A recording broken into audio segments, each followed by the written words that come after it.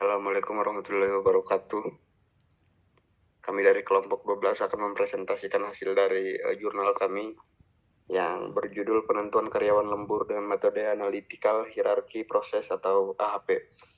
Sebelumnya perkenalkan, di kelompok kami ada 2 orang. Saya sendiri sebagai Bima Ardika. Dan saya Abdul Jalal Jainuri. Baik, di sini yang pertama-tama ada pendahuluan. Dalam operasional perusahaan, lembur seringkali dibutuhkan untuk mencapai target. Namun penentuan karyawan lembur harus objektif agar tidak mempengaruhi produktivitas dan kesejahteraan. Metode AHP digunakan untuk pengambilan keputusan yang terukur. Di sini ada tantangan penentuan lembur ya untuk mempertimbangkan berbagai aspek kinerja seperti sikap, kemampuan dan kontribusi. Dan kemudian yang kedua di sini ada solusi AHP, yaitu untuk menguraikan masalah kompleks menjadi struktur sederhana melalui pembuatan kriteria dan perbandingan alternatif. Untuk tujuan penelitian di sini bertujuan merancang sistem pendukung keputusan untuk menentukan karyawan lembur paling tepat menggunakan AHP. Ada beberapa di sini. Yang pertama adalah untuk identifikasi kriteria utama atau sikap kerja, kemampuan teknis dan kontribusi terhadap produktivitas. Kemudian yang kedua di sini ada pengolahan data objektif menggunakan pembobotan dan perbandingan berpasangan AHP. Yang ketiga di sini ada peringkat karyawan menghasilkan sistem yang menyajikan peringkat berdasarkan analisis AHP. Dan yang terakhir di sini ada rekomendasi berbasis data atau menjadi acuan manajemen dalam mengelola SDM lebih efektif. Baik, untuk yang selanjutnya di sini akan metode penelitian analitik hierarki proses atau AHP akan dibacakan oleh rekan saya Jalal. Kepada rekan tersebut saya persilahkan. Oke, terima kasih. Selanjutnya ada metode penelitian Analytical Hierarchy Process atau AHP.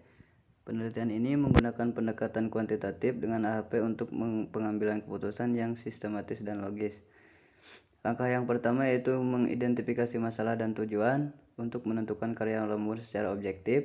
Dan langkah yang kedua penyusunan struktur hierarki, tujuan, kriteria seperti sikap, kemampuan kontribusi, dan alternatif atau karyawan. Langkah yang ketiga yaitu matriks perbandingan berpasangan untuk membandingkan kriteria dan alternatif menggunakan skala 1-9. Langkah yang keempat menormalisasi dan perhitungan bobot, menghitung rata-rata baris untuk bobot prioritas. Langkah yang kelima uji konsistensi atau CR, memastikan validitas perbandingan CR lebih kecil dari 0,1. Dan langkah yang terakhir perhitungan skor akhir dan perankingan, menentukan urutan prioritas karyawan. Nah, dari hasil perhitungan jurnal kami menyimpulkan AHP digunakan untuk memilih karyawan lembur berdasarkan kriteria sikap C1, kemampuan C2, dan kontribusi C3 serta 4 alternatif karyawan.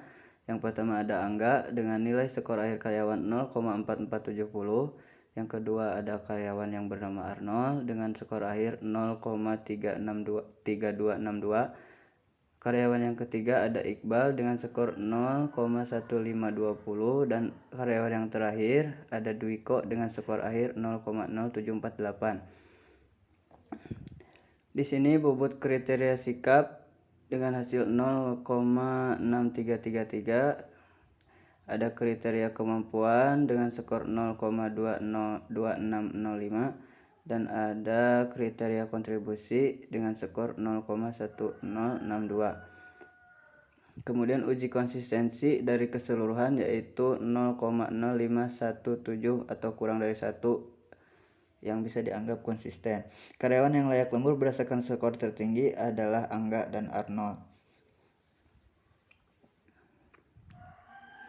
Di sini ada pembahasan, saya lanjutkan kepada Bima. Terima kasih Bima. Baik, pembahasan penelitian ini membantu perusahaan menentukan karyawan lembur secara objektif dan sistematis menggunakan AHP. Di sini ada tujuan penelitian untuk menentukan karyawan lembur paling layak berdasarkan sikap, kemampuan, dan kontribusi mereka. Kemudian yang kedua di sini ada alasan pemilihan AHP, yaitu untuk mampu menangani masalah keputusan kompleks dengan banyak kriteria dan alternatif. Kemudian yang ketiga di sini ada kriteria penilaian sikap, disiplin dan tanggung jawab. Kemudian kemampuan teknis dan pemahaman, serta kontribusi atau kualitas dan kuantitas kerja. Dan yang terakhir di sini adalah hasil akhir, yang dimana menunjukkan angka dengan skor nilai 0,4470 dan Arnold 0,3262 direkomendasikan untuk lembur.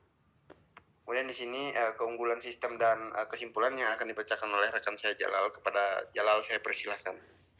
Di sini ada keunggulan sistem dan kesimpulan. Sistem AHP menawarkan pendekatan yang objektif, transparan, dan konsisten dalam penentuan karyawan lembur.